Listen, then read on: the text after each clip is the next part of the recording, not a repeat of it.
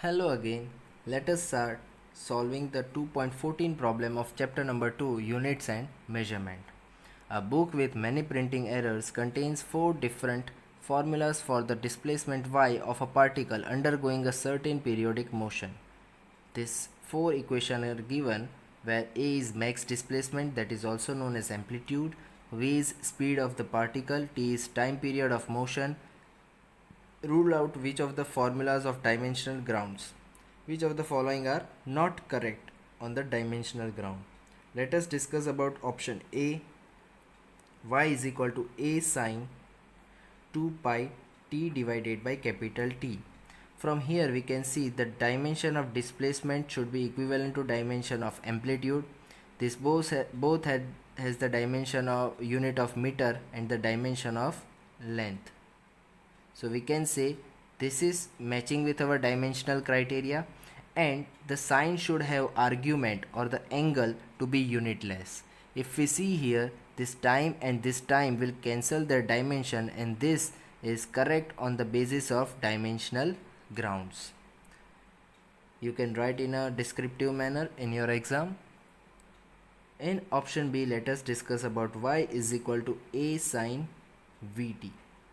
Now here again the displacement is matching with the maximum amplitude, the meter is matching with meter, the dimension length is matching here.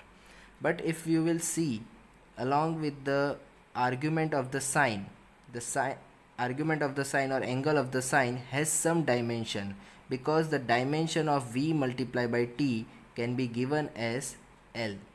It is meter per second, second got cancelled, and it has the dimension of length. So this is wrong on the basis of dimensional grounds, because the sine or any trigonometric function should not contain any dimensional formula. It should be a completely unitless argument. So let us discuss the C part of the equation.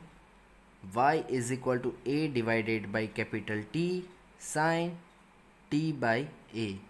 Here in both manners this is wrong on the basis of dimensional grounds, that is displacement on the left side of the equation, and if we see on the right side of the equation it is displacement upon time, that is the dimension of velocity. So this is wrong on the first criteria.